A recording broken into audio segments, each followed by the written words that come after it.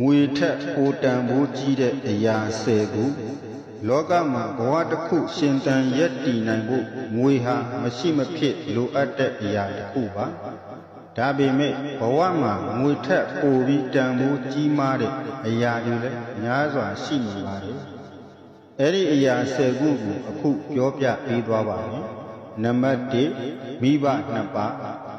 ဆုံးရှုံးသွားပြီးဘယ်တော့မှပြန်မရနိုင်တော့တဲ့အရာတွေထဲမှာမိဘနှစ်ပါးပါဝင်ပါတယ်။ဒါကြောင့်အသက်ရှင်နေတော့တင့်ရဲ့မိဘကိုတန်ဖိုးထားပါဂရုစိုက်ပေးပါပြုစုပေးပါ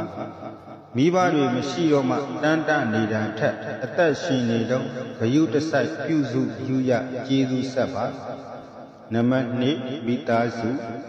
လောကမှာတင်ဆိုးတည်ဖြစ်စေကောင်းတည်ဖြစ်စေတင့်ရဲ့ဖြစ်တည်မှုတိုင်းကိုအရှိတိုင်းနားလည်လက်ခံပေးနိုင်တာတင့်ရဲ့မိသားစုပါကဘာကြီးမှာဘယ်အရာမှမိသားစုလောက်အရေးမကြီးပါဘူးတင့်မိသားစုကိုအခြားအရာတွေနဲ့ဘယ်တော့မှအစားမထိုးမိပါစေနဲ့တင့်မိသားစုပြိုကွဲအောင်မဖန်တီးပါနဲ့တင့်မိသားစုကိုတန်ဖိုးထားပါမျက်နှိုးပါကာကွယ်စောင့်ရှောက်ပေးပါနံပါတ်3ကျမ်းမာရေးကိုတန်ဖိုးထားရင်ကိုကျမ်းမာရေးကိုဂရုစိုက်ပါကိုကျမ်းမာမှစိတ်ချမ်းသာမှာပါကိုကျမ်းမာစိတ်ချမ်းသာမှအခြားသူများကိုကူညီထောက်ပံ့ပေးနိုင်ပါမယ်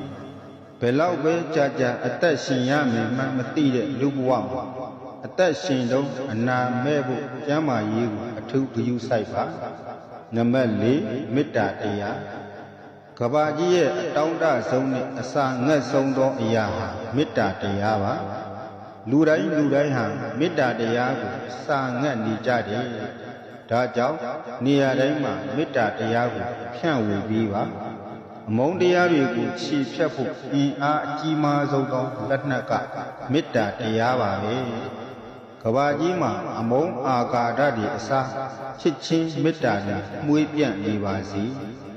နံပါတ်5အချိန်ကိုတန်ဖိုးထားပါအချိန်ဟာတင့်ဘဝတင့်ရဲ့အနာဂတ်ပါအချိန်ကိုအကျိုးရှိအသုံးပြုတတ်ဖို့တင်ယူပါတင်အောင်မြင်တာကြရှုံးတာအချိန်ကိုဘယ်လိုအသုံးချသလဲဆိုတဲ့အပေါ်အများကြီးယူတည်ပါတယ်ဘဝတစ်ခုကိုအချိန်နဲ့တည်ဆောက်ထားတာမို့တင့်ဘဝကိုတန်ဖိုးထားရင်အချိန်ကိုလည်းတန်ဖိုးထားပါနံပါတ်6ပျော်ရွှင်မှုလူဘဝကတိုးတောင်းလွန်းပါတယ်စိတ်ညစ်စရာဝမ်းနည်းစရာတွေကိုမတွေးပါနဲ့ဖြစ်ပျက်သမျှအရာအလုံးကိုအတိတ်မှာထားခဲ့လိုက်